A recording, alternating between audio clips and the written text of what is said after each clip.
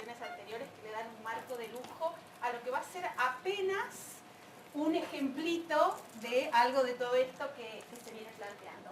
Yo trabajo en procesos de alfabetización en niños en contextos de pobreza, contextos vulnerados o vulnerables, hay como distintos nombres para esto, pero todos sabemos a qué me refiero.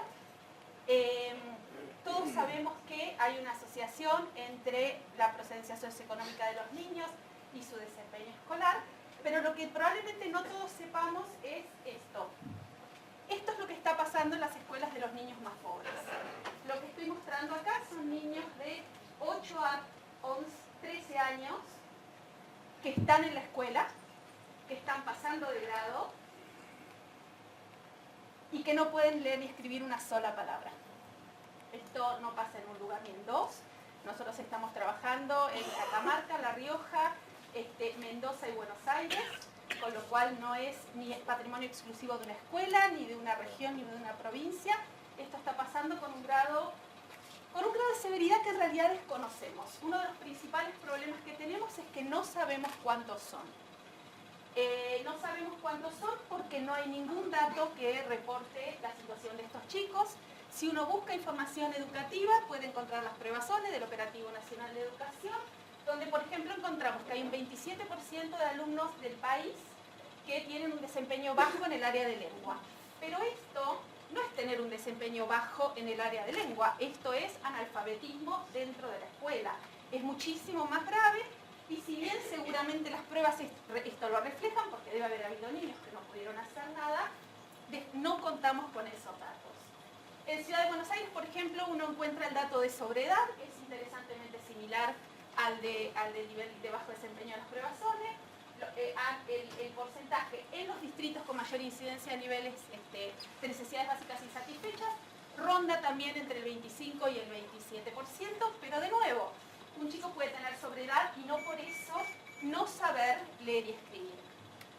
Nosotros venimos intentando generar datos propios, pero esto es muy complejo, porque para generar datos yo necesito evaluar toda una escuela para saber qué porcentaje de los niños están en esta situación.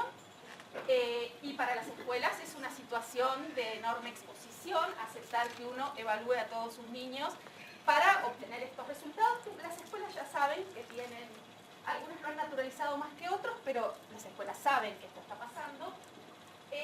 Lo que hemos hecho en algunas instancias en las que hemos podido fue evaluar a niños en contextos de pobreza y nosotros usamos un criterio ecológico de pobreza, es decir, son niños que viven en lo que se llama villas o barrios de emergencia. También tiene distintos nombres, pero todos sabemos a qué me refiero. Esto para nosotros es el criterio porque sabemos que es ahí donde está la incidencia mayor de esta problemática. Y lo que hemos hecho es dictar una serie de palabras a los niños en las escuelas. Más allá de toda la lista de palabras, me interesa que miren esto. Mamá, saco, luna, mesa, paloma. ¿Por qué? Porque es evidente el nivel de simplicidad que tienen estas palabras. ¿Qué es lo que encontramos en una muestra que sigue siendo muy pequeña, pero que esperamos lograr hacer crecer? Encontramos, acá tenemos la cantidad de niños por grado, es decir, siguen siendo pocos. Provienen de 2 escuelas completas y 3 centros de apoyo escolar, donde los chicos iban a 10 escuelas diferentes. Y lo que encontramos es que si tomamos como criterio chicos que no pudieron escribir más de esas 5 palabras, en tercer grado el 43% de los niños estaban en esa situación. En cuarto grado prácticamente el 24% de los chicos no podía escribir más de 4 palabras, más de 5 palabras. Esto era el 17% en quinto y el 10% de chicos que estaban por egresar de la escuela primaria. Pero si tomamos como criterio no poder escribir más de 2 palabras, el 33% de los chicos de tercer grado estaban en esa situación, 19% de cuarto, 10% de quinto y el 6% estaba por egresar de la escuela primaria en esta situación.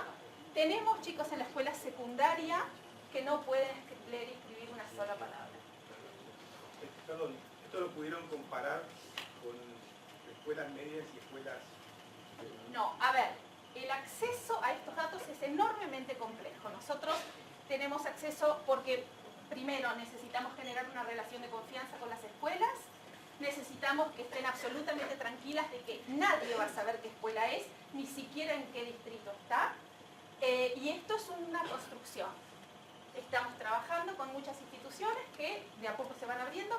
Sería fantástico decir, bueno, a ver, vamos a tomar un distrito, vamos a ver seriamente cuántos son, tal vez son muchos menos.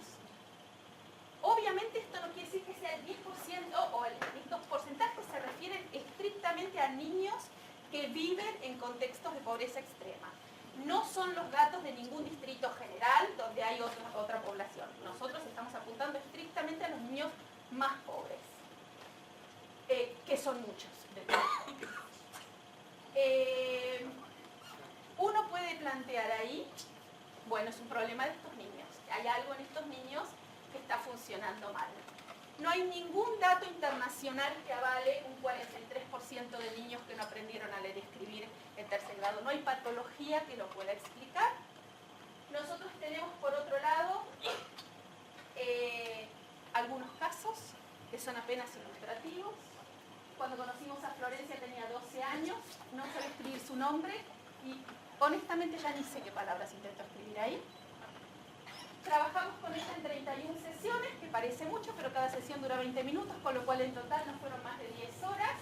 Y esto es lo que hizo Florencia. Estos son 6 años de escolaridad y estos son 10 horas de una intervención.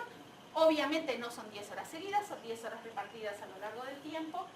Pero esto lo traigo como ejemplo, por eso decía del marco de lujo de las presentaciones anteriores, que nos han explicado que no hay un determinismo entre la pobreza y el desempeño y que nos han hablado de todas las mediaciones que es posible realizar para que esta situación no sea irreversible.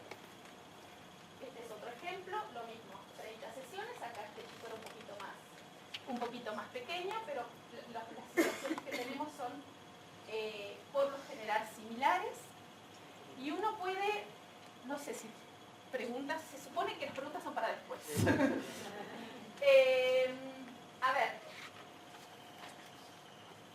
nosotros trabajamos en el marco de lo que se llama el modelo de la respuesta a la intervención, que es hoy internacionalmente el modelo más aceptado a la hora de identificar el origen de la dificultad de un niño.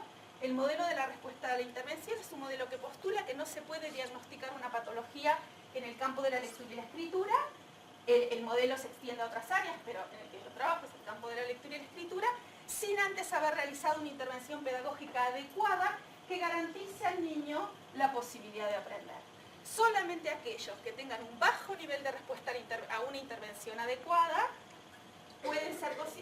pasan a ser evaluados desde la perspectiva de la posible presencia de una patología. En este sentido estamos claramente en esto que se viene debatiendo toda la mañana, que es la interacción entre factores individuales y factores ambientales. Por supuesto, estos niños son vulnerables de alguna manera. Ahora estamos avanzando en investigaciones donde antes de la intervención estamos haciendo estudios cognitivos en mayor profundidad, pero esos datos todavía no los tengo. Lo que tengo es la evidencia de que, más allá de las posibles vulnerabilidades de estos niños, una intervención pedagógica adecuada puede generar una enorme diferencia en términos de resultados. ¿Qué es lo que hicimos? Desarrollamos una propuesta que nos permitiera trabajar esta respuesta a la intervención, y acá me parece que es importante algunos rasgos de la propuesta que hacen a los resultados y que en este caso no son producto de una investigación, sino de los talleres que hacemos con docentes al finalizar cada año y donde relevamos qué aspectos son los que los docentes consideran más importantes, y creo que hay uno, y esto tiene que ver con lo que decía Ezequiel. Lo primero no es trabajar con el niño, lo primero es trabajar con los docentes, es decir, el niño es el síntoma, pero previamente necesitamos trabajar con los docentes, en primer lugar en términos de las expectativas que tienen respecto de estos niños.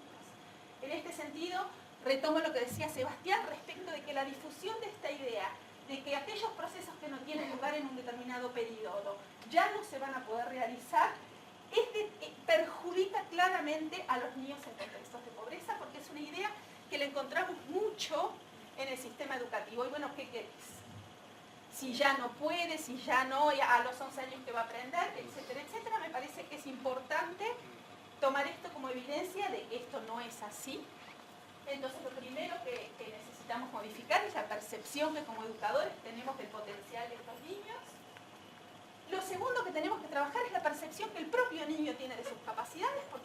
14 años ya está convencido de que no va a poder aprender. Entonces, gran parte de nuestro trabajo es que se den a sí mismos una nueva oportunidad. Y el otro aspecto que tiene también que ver con esto que planteaba Sebastián, tiene que ver con una propuesta sistemática, estructurada, organizada y que recupere lo que la investigación viene relevando en los últimos años. Es una tarea ardua convertir la investigación en situaciones de educación, pero creo que es importante porque la realidad es que la investigación científica nos viene dando muchas pistas acerca de por dónde y cómo. Sintéticamente, para que tengan una idea de que tampoco es que hacemos algo tan complejo, hacemos una capacitación inicial y un acompañamiento de los educadores y con los chicos se trabaja 2 veces por semana, 20 minutos cada vez. Nada más que eso. Y algunos resultados. El 80% de los niños avanza, es decir, estamos obteniendo un 20% de malos respondedores. No es el 20% de toda la población, es el 20% de los niños que están en el programa. Esto más o menos responde a los valores que se obtienen internacionalmente, solo que en Estados Unidos una intervención que se considera sistemática es una intervención de 100 horas y nosotros estamos teniendo intervenciones de 10 horas. Está bien que nosotros tenemos el español, que es una lengua, aunque no lo parezca, muy amigable, y el inglés es una perversidad totalmente. Con lo cual, aprender a escribir en inglés es pesadillesco por sí mismo. La lengua es un factor de riesgo para los que aprenden en inglés, pero es un factor protector en español. Con lo cual, que aún así tengamos estos números es aún más preocupante, porque tenemos una lengua muy facilitadora del proceso de alfabetización.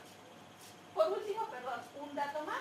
Estuvimos evaluando de 37 niños de 8 a 14 años, que estaban entre tercer y sexto grado, que participaron de la propuesta y que cuando empezaron no podían escribir nada. Y lo que resultó, lo que encontramos es que el mejor predictor de su desempeño a fin de año, ¿qué esperábamos que fuera? La edad. Es decir, los que empezaron más grandes iban a tener menor desempeño que los que empezaron más pequeños. Y sin embargo no fue así. No fue la edad, no fue el grado en el que estaba, fue la cantidad de sesiones que tuvieron de trabajo. Es decir, fue cuánto les enseñamos. Y creo que para quienes son educadores, saben, y ya vienen siendo educadores en los últimos 20 años, quienes venimos del campo de la educación, tenemos que recuperar el reconocimiento del poder de la enseñanza. Si enseñamos bien, los chicos aprenden, y si no aprenden, tenemos que ver cómo estamos enseñando. Nada más. Muchas gracias.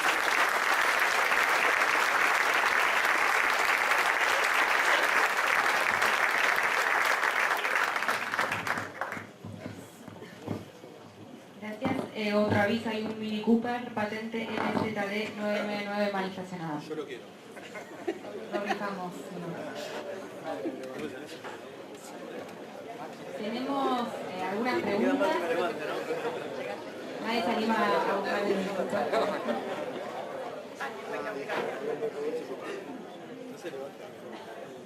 Tenemos una para el doctor Lipina primero. Dice, ¿considera importante fomentar y facilitar hábitos de crianza, enseñar rutinas, etcétera, como elementos organizadores o determinantes para luego desarrollar la capacidad cognitiva del niño? Y en ese caso, ¿cuáles serían estos hábitos para fomentar? Bueno, es una pregunta que se las trae, porque hacer intervenciones en crianza implica en primer lugar tener claro que es un aspecto importantísimo no solamente de los seres humanos, sino de varias especies animales, pongamos por caso los primates, y es un tema importantísimo que tiene una modulación cultural central. Es decir, en ese sentido, ¿cómo sería la respuesta? Sí, habría que generar pautas de crianza. ¿De qué tipo? ¿Para qué lugar? ¿Y con qué objetivo? Segundo, es decir, hay un componente cultural que hay que tener en cuenta. Segundo, ese componente cultural indica que no necesariamente por vivir en pobreza estén todas las pautas de crianza tergiversadas o que tengan algún problema. Es decir, cuando uno tiene que analizar una intervención con pautas de crianza, lo primero que hay que hacer es recuperar precisamente qué es lo que está ocurriendo en un hogar. Probablemente los trabajadores sociales sean los más adecuados, los profesionales más adecuados para poder empezar a hacer esa tarea. la crianza no está en secuencia con el desarrollo cognitivo, sino que es simultáneo. No es que hay que hacer algo con la crianza para favorecer el desarrollo cognitivo. El desarrollo cognitivo, si ustedes quieren, empieza en la concepción, y la crianza también. Entonces, son dos fenómenos coetáneos que van teniendo sinergia y se van influyendo mutuamente durante todo el desarrollo. Nosotros lo que hacemos en nuestras intervenciones con pautas de crianza es identificar 3 variables que son las que define la academia para poder analizarlo. Grabamos sesiones de intercambio entre madres e hijos y después vamos a ver cuánto de las variables que nosotros identificamos son las que encontramos en qué cantidades. Es decir, la manera de evaluar qué pautas de crianza y si están presentes o no están presentes, para nosotros los investigadores es un problema complejo de definir. Me imagino que para llevarlo a la política pública también es complejo. Lo que hay que tener cuidado es precisamente la traducción de qué es una pauta de crianza y de no tapar lo que ya en una comunidad pueda estar funcionando de manera adecuada. Básicamente las variables que analizamos son mentalización, sensibilidad y andamiaje, que son las que define la psicología del desarrollo actualmente. La mentalización es la posibilidad de una madre, por ejemplo, durante una sesión de juego con un chico, de poder poner palabras a los procesos mentales que está teniendo un chico. ¿Sí? Es ponerle lenguaje a lo que se está pensando o sintiendo. El andamiaje es lo que han estudiado casi todos los que puedan estar presentes aquí de educación sobre las propuestas de Brunner y Vygotsky al respecto de que el nivel de desarrollo de una competencia está en X lugar y el adulto que va acompañando puede ofrecer una demanda al chico de tal manera en donde no le da la respuesta, pero tampoco lo pone en una situación en donde no va a poder resolver nada. Y eso es un arte, es poner un andamio para que se desarrolle algo. Y la sensibilidad tiene que ver con el reconocimiento por parte de la madre de las necesidades afectivas de un chico. Entonces esas son 3 maneras de poder observar, al menos en nuestros distritos de la Ciudad de Buenos Aires y de la provincia de Buenos Aires, en donde creemos que podemos observarlo, haya la cultura que haya de pautas de crianza. No sé si contesté la pregunta. ¿La contesté? Sí, bueno. Bueno, tenemos 3 preguntas para la doctora Diuk. En principio, ¿a qué se debe la no lectoescritura o falta de lectoescritura? Mala intervención de la docente, muchos alumnos por curso, falta de educación personalizada. ¿Querés que te haga de alguna las preguntas? ¿Cómo es que es? Me voy a olvidar, sí. A ver, es un fenómeno absolutamente complejo y hay especialistas para distintos aspectos de los procesos que suceden en la educación. En general se habla de factores exógenos y endógenos, es decir, factores externos a la escuela y factores internos. Muy sencillamente, quiero enfatizar 2. Los niños en contextos de pobreza llegan a primer grado con un conocimiento previo respecto de los procesos de alfabetización muchísimo menor que los otros niños.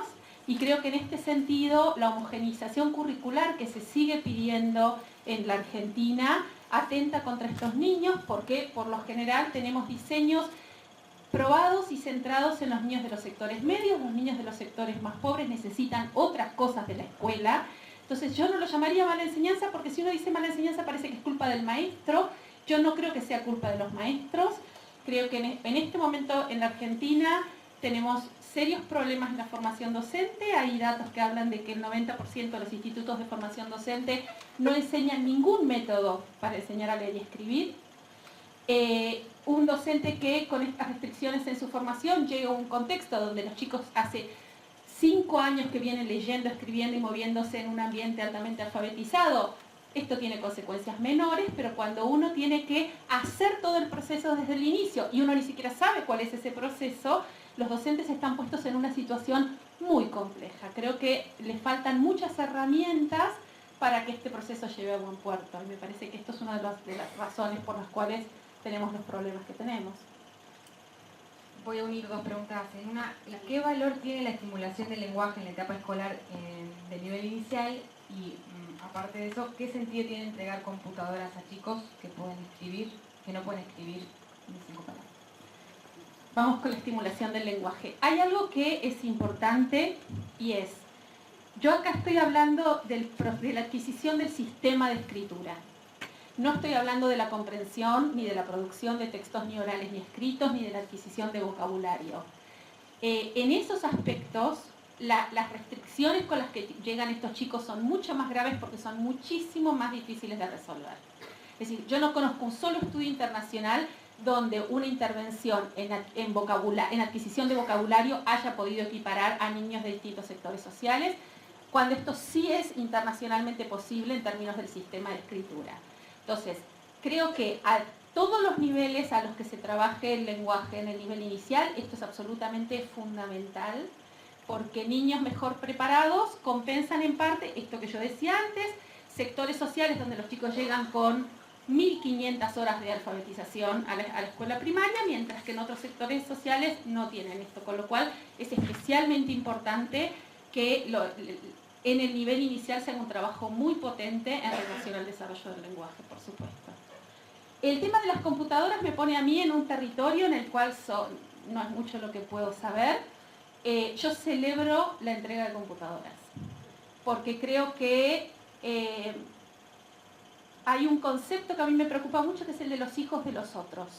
Yo creo que si yo creo que para mi hijo algo es bueno, no tengo derecho a pensar que no es bueno para los hijos de los otros.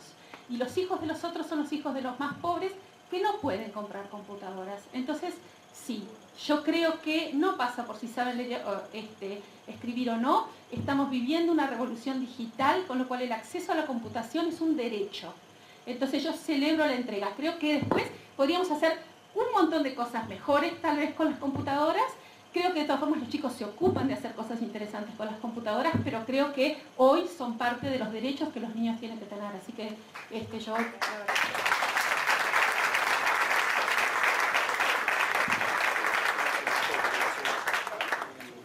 Y la última es, ¿qué tipo de intervención, métodos y estrategias utiliza en las sesiones DALE, que es por el derecho a aprender a leer y escribir? Esa es muy larga de contestar. Básicamente, pero es decir, nosotros trabajamos en el marco de la psicología cognitiva, que hoy es la línea predominante en el mundo de psicología de la lectura y que después de 30 años ha instalado muy fuertemente un concepto que es el de conciencia fonológica, que obviamente no lo puedo explicar acá, pero que creo que es vital, que estos niños más pobres lo necesitan fundamentalmente y que tiene que ver con el análisis de los sonidos de las palabras y con todo un trabajo fonológico que es fundamental. Pero creo que esto es como el componente técnico. El otro componente tiene que ver fuertemente con el trabajo, con el compromiso de los maestros con cada uno de esos chicos, digamos. Sin esto no empezamos.